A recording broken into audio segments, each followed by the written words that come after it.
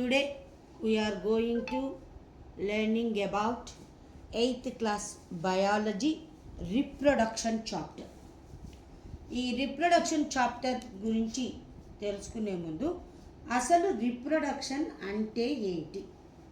Reproduction అంటే ఏ living organism అయినా వాటి యొక్క పాపులేషన్ని ఇంక్రీజ్ చేసుకునే ప్రాసెస్నే రిప్రొడక్షన్ అని చెప్పేసి అంటూ ఉంటారు. Every living organism increase there population through a process is called reproduction. ఈ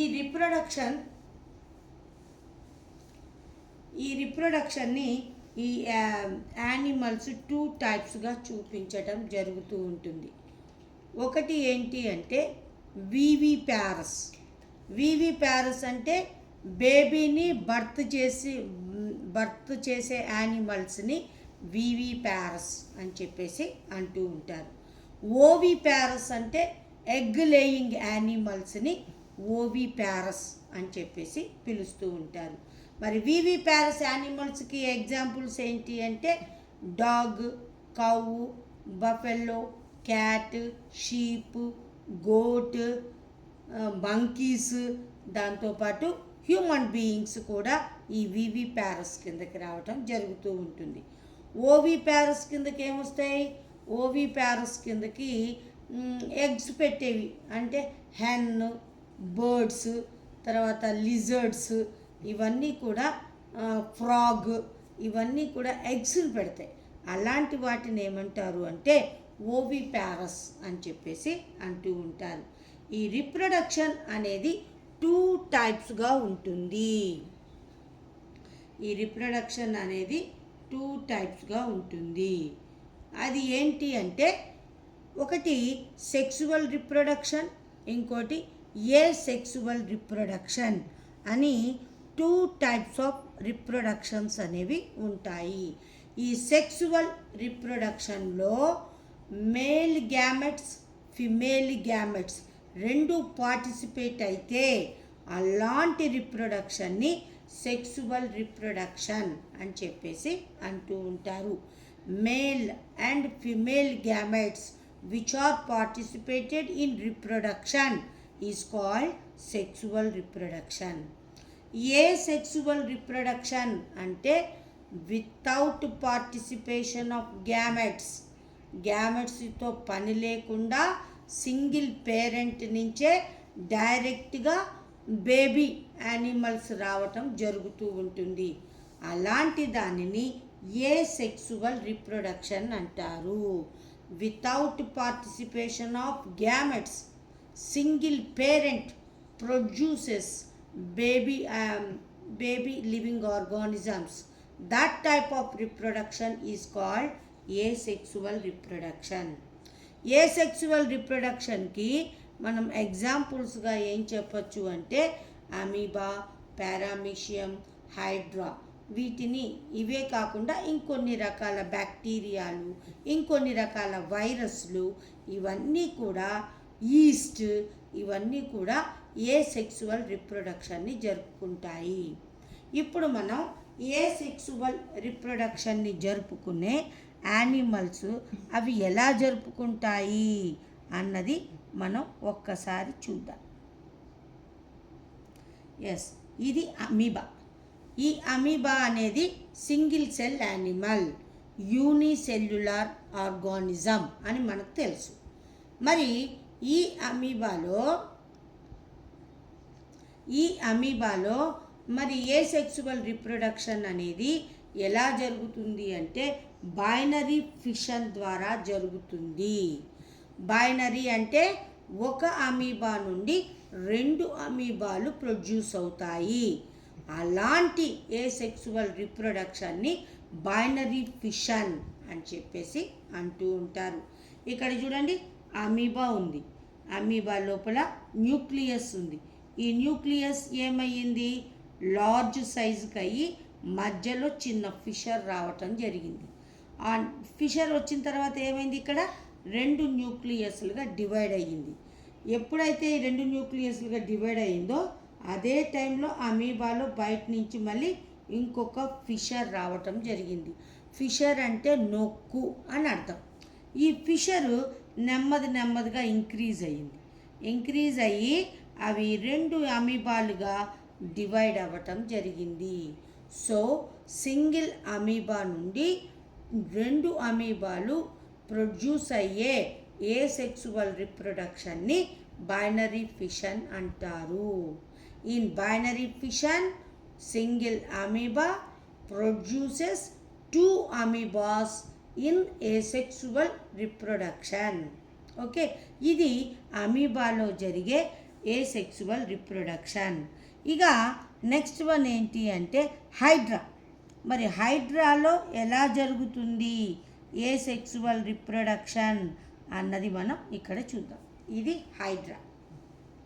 ఈ హైడ్రాని చూడండి, ఇది హైడ్రా. ఈ హైడ్రాలో ఈ పక్కన చిన్నగా ఒక బడ్ లాంటిది ప్రొడ్యూస్ అవుతుంది. ఈ బడ్ నెమ్మదిగా పెరుగుతూ ఈ పేరెంట్ హైడ్రా ఎలా ఉందో అన్ని పార్ట్స్ని అలాగే డెవలప్ చేసుకుంటుంది. టోటల్గా పార్ట్స్ అన్నీ డెవలప్ అయిపోయిన తర్వాత ఈ బడ్ అనేది ఏమవుతుంది అంటే హైడ్రా నుండి సెపరేట్ అయి పడిపోయి అది ఇంకొక హైడ్రాగా గ్రో అవ్వటం అనేది జరుగుతూ ఉంటుంది.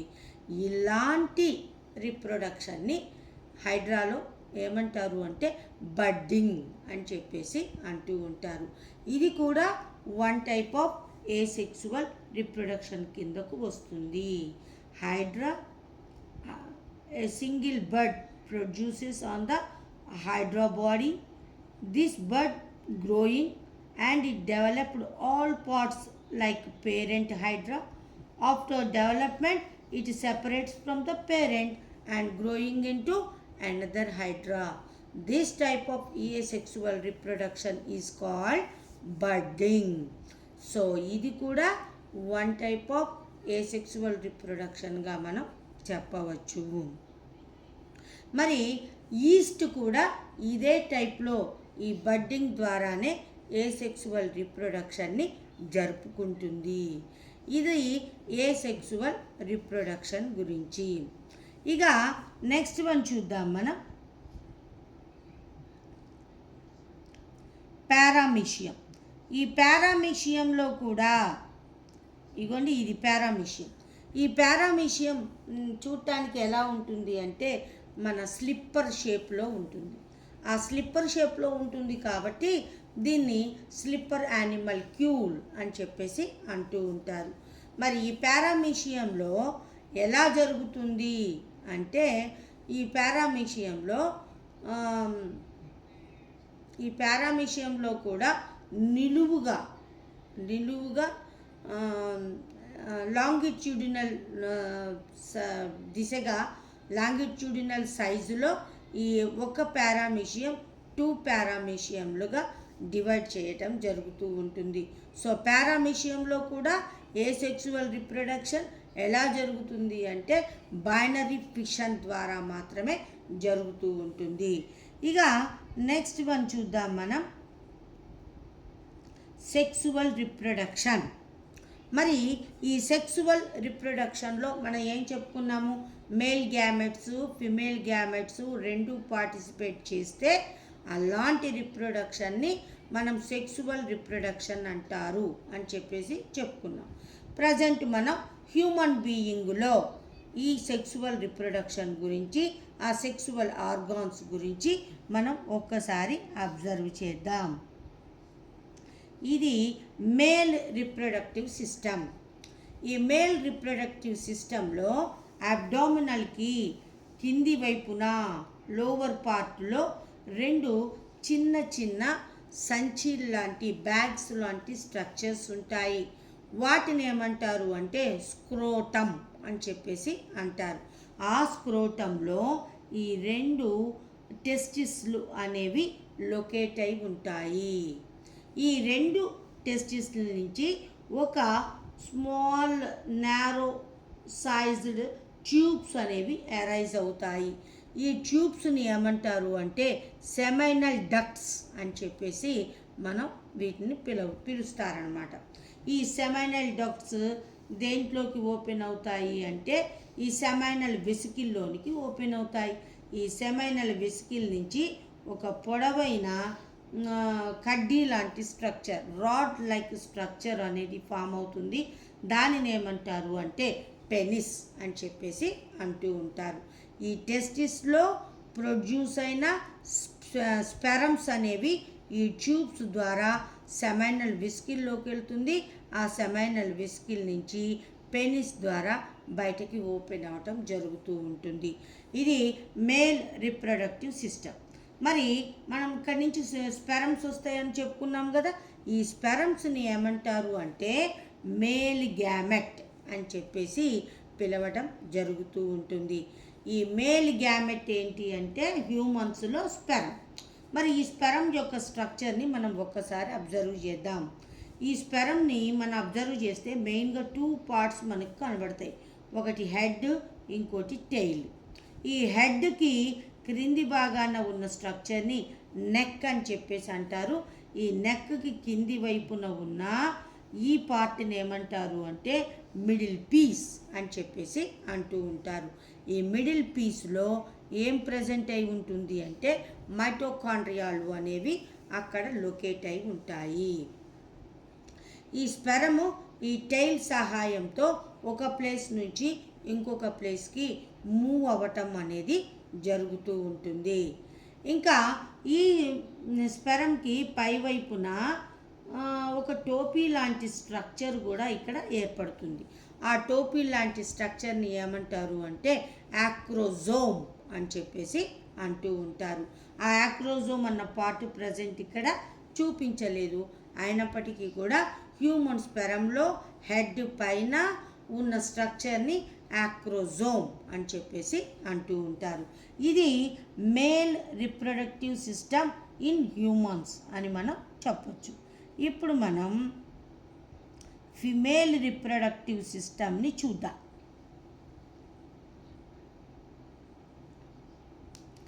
ఇది ఫిమేల్ రిప్రొడక్టివ్ సిస్టమ్. ఓకే, ఇది ఫిమేల్ రిప్రొడక్టివ్ సిస్టమ్ అని మనం చెప్పొచ్చు అన్నమాట. ఈ ఫిమేల్ రిప్రొడక్టివ్ సిస్టంలో ఫిమేల్ గ్యామెట్స్ అనేవి ప్రొడ్యూస్ అవుతాయి. ఈ ఫిమేల్ గ్యామెట్స్ని ఏమంటారు అంటే ఓవమ్ అని చెప్పేసి అంటూ ఉంటారు. ఓకే, ఈ ఫిమేల్ రిప్రొడక్టివ్ సిస్టంలో మనం ఈ పార్ట్స్ని ఒక్కసారి అబ్జర్వ్ చేద్దాం. అబ్డామెన్లో ఇక్కడ 2 ఓవరీస్ అనేవి ప్రజెంట్ అయి ఉంటాయి. ఇక్కడ ఈ ఓవరీస్ నుంచి దగ్గరలో ఒక ఫన్నెల్ షేప్లో ఉన్న ట్యూబ్ లైక్ స్ట్రక్చర్స్ అనేవి ఫామ్ అవుతాయి. వాటిని ఏమంటారు అంటే ఓవిడక్ట్ లేదా ఫాలోపియన్ ట్యూబ్స్ అని చెప్పేసి పిలవటం జరుగుతూ ఉంటుంది. ఈ 2 ఓవిడక్ట్లు కలిసి మధ్యలో బ్రాడ్గా ఉన్న ఒక స్ట్రక్చర్ని ఫామ్ చేస్తాయి. దానిని ఏమంటారు అంటే యూటిరస్ అని చెప్పేసి అంటూ ఉంటారు. ఈ యూటిరస్ దేంట్లోకి ఓపెన్ అవుతుంది అంటే వెజైనాలోకి ఓపెన్ అవ్వటం అనేది జరుగుతూ ఉంటుంది. ఇది ఫిమేల్ రిప్రొడక్టివ్ సిస్టమ్. ఈ ఫిమేల్ నుంచి ప్రొడ్యూస్ అయ్యే గ్యామెట్స్ని ఏమంటారు అంటే ఓవమ్ అంటారు. మేల్ రిప్రొడక్టివ్ సిస్టమ్ నుంచి ప్రొడ్యూస్ అయ్యే వాటిని ఏమంటారు అంటే మేల్ గ్యామెట్స్ని ఏమంటారు అంటే స్పెరమ్స్ అని చెప్పేసి అంటూ ఉంటారు. ఇక ఇప్పుడు మనం ఈ స్ట్రక్చర్ని చూద్దాం.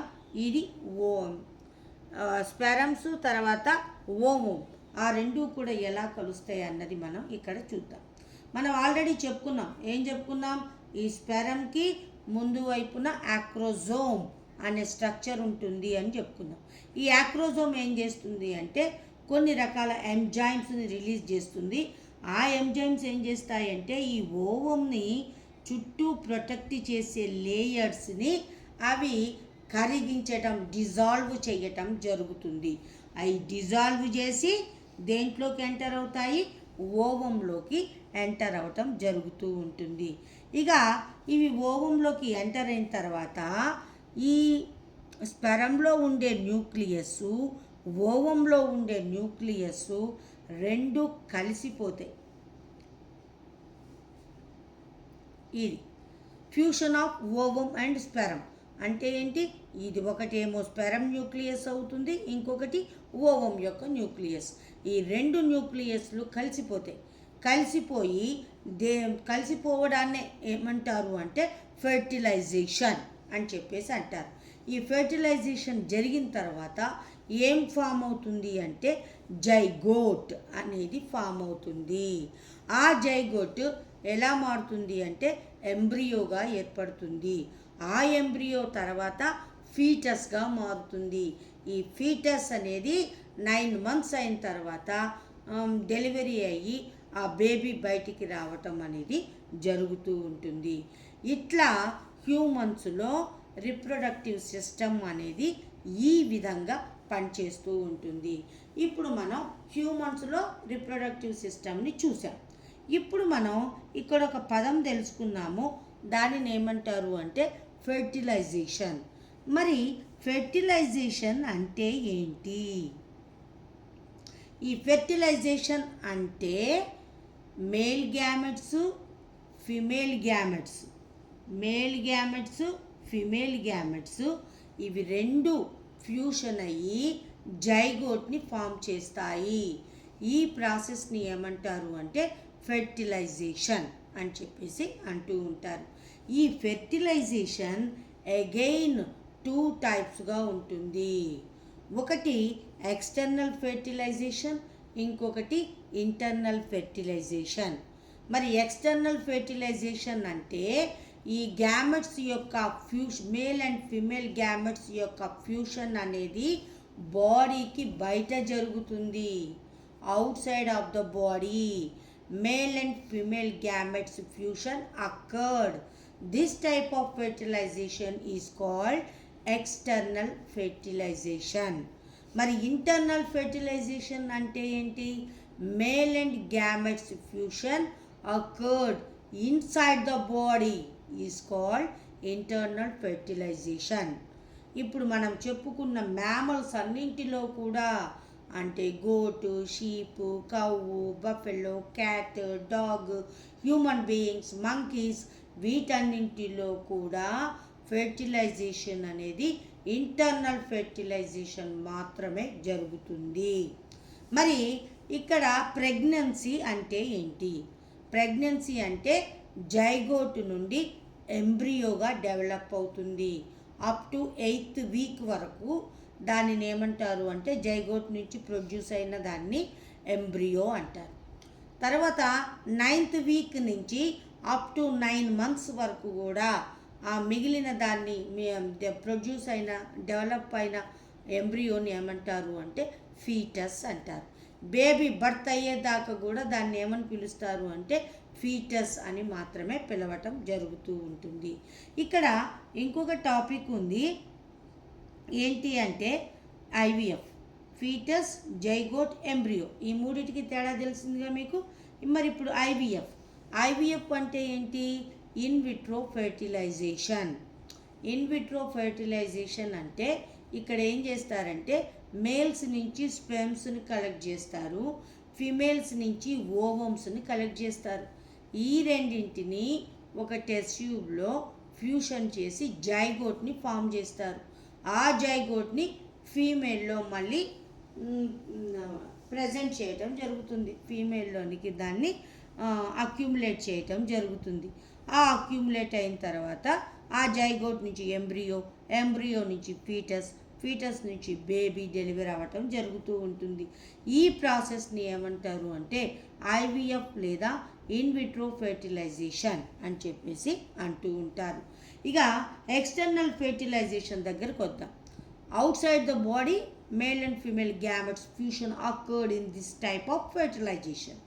సో బాడీకి బయట ఫ్యూషన్ జరుగుతోంది, అలాంటి ఫెర్టిలైజేషన్ ఎక్స్టర్నల్ ఫెర్టిలైజేషన్. మరి దీనికి బెస్ట్ ఎగ్జాంపుల్ ఏంటి అంటే ఫ్రాక్స్లో ఎక్స్టర్నల్ ఫెర్టిలైజేషన్ అనేది జరుగుతుంది. ఫ్రాగ్స్లో కూడా ఈ ఫిమేల్స్ ఏం చేస్తాయి అంటే ఎగ్స్ని వాటర్లోకి రిలీజ్ చేస్తాయి.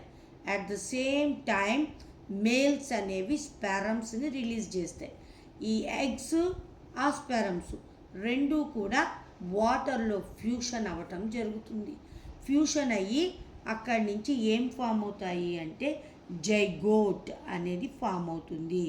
ఎగ్స్ స్పెర్మ్స్ కలుస్తాయి, ఫెర్టిలైజేషన్ జరిగి ఏం ఫామ్ అవుతుంది, జైగోట్ అనేది ఫామ్ అవుతుంది. జైగోట్ నుంచి ఎంబ్రియోగా మారుతుంది. ఈ ఎంబ్రియో తర్వాత ఎలా మారుతుంది అంటే ట్యాడ్పోల్గా మారుతుంది. ఈ ట్యాడ్పోల్ నెమ్మదిగా అన్ని పార్ట్స్ని ఏర్పరచుకొని ఎలా మారుతుంది అంటే ఫ్రాగ్ లాగా మారటం అనేది జరుగుతూ ఉంటుంది. మరి ఈ ఫ్రాగ్ నుంచి ప్రొడ్యూస్ అయ్యే ట్యాడ్పోల్ చూడటానికి ఎలా ఉంటుంది అంటే ఫ్రాగ్ లాగా ఉండదు, అది చూడటానికి ఫిష్ లాగా ఉంటుంది. మరి ఈ పేరెంట్ లాగా ఉండకుండా ఇవి అనదర్ యానిమల్ని అవి రిజెంబుల్ చేయటం జరుగుతుంది. అనదర్ యానిమల్ లాగా అవి కనబడటం జరుగుతూ ఉంటుంది. దీనిని ఏమంటారు అంటే మెటామార్ఫోసిస్ అని చెప్పేసి అంటూ ఉంటారు. అంటే ఏంటి, ఒక యానిమల్ నుంచి వచ్చిన ఎంబ్రియో ఆ పేరెంట్ యానిమల్ లాగా కాకుండా వాటి యొక్క యాన్సెస్టర్ని రిజెంబుల్ చేస్తాయి. ఇలాంటి ప్రాసెస్ని ఏమంటారు అంటే మెటామార్ఫోసిస్ అని చెప్పేసి అంటూ ఉంటారు. ఇప్పుడు మనం ఫ్రాగ్స్ అవి ఎలా మారుతాయి అన్నది చూద్దాం. Life cycle of frog. ఇగో చూడండి, ఫ్రాగ్ నుంచి ఎగ్స్ వచ్చాయి, తర్వాత ఇంకో ఫ్రాగ్ నుండి స్పెరమ్స్ వచ్చాయి. ఈ ఫ్రాగ్ నుండి ఎగ్ స్పెరమ్స్ రెండు ఫ్యూషన్ అవుతున్నాయి. అక్కడ వాటర్లో ఫ్యూషన్ అయిన తర్వాత దీని నుంచి ఏమొచ్చింది, ట్యాడ్పోల్ వచ్చింది. ఈ ట్యాడ్పోల్ చూడండి, చూడటానికి ఎలా ఉంటుంది, ఫిష్ లాగానే ఉంటుంది. ఇప్పుడు జైగోట్ ఎంబ్రియో అవుతుంది, ఆ ఎంబ్రియో చూడటానికి ఎలా ఉంటుంది, ఫిష్ లాగానే ఉంటుంది. ఫిష్కి ఫ్రాగ్కి ఆ టైంలో మనం తేడాన్ని కనిపెట్టలేం. ఆ తర్వాత ఇది ఎట్లా మారింది, నెమ్మదిగా లెగ్స్ వచ్చాయి, తర్వాత నెమ్మదిగా తోకపోయింది, అది నెమ్మదిగా ఫ్రాగ్ లాగా మారింది. ఇక్కడ కంప్లీట్ స్మాల్ ఫ్రాగ్ అయింది, తర్వాత అది బిగ్ ఫ్రాగ్గా మారటం అనేది జరుగుతూ ఉంటుంది. ఇది లైఫ్ సైకిల్ ఆఫ్ ఫ్రాగ్. ఇక్కడ ఒక అతను చేతిలో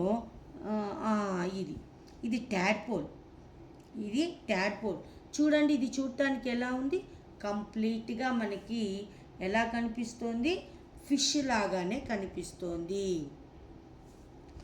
సో ఇది ఇక్కడ ఫ్రాగ్ నుంచి వచ్చిన ట్యాడ్పోల్ ఫ్రాగ్ లాగా కాకుండా, ఆ లార్వా అనేది ఫ్రాగ్ లాగా కాకుండా ఫిష్ని రిజెంబుల్ చేస్తుంది. This type of process is called metamorphosis అని మనం చెప్పచ్చు. ఓకే, ఇది ఫ్రాగ్లో ఉండే ఫెర్టిలైజేషన్. ఇక నెక్స్ట్ వన్ ఏంటి అంటే ఎర్త్ వామ్స్. ఈ ఎర్త్ వామ్స్ అనేవి మేలు ఫిమేలు అని సెపరేట్గా ఉండవు. మేల్ ఆర్గాన్స్ ఫిమేల్ ఆర్గాన్స్ రెండు కూడా సింగిల్ యానిమల్లోనే లొకేట్ అయి ఉంటాయి. ఇలాంటి యానిమల్స్ని ఏమంటారు అంటే బైసెక్సువల్ యానిమల్స్ లేదా హెర్మాఫ్రోడైట్స్ అని చెప్పేసి పిలవటం జరుగుతూ ఉంటుంది.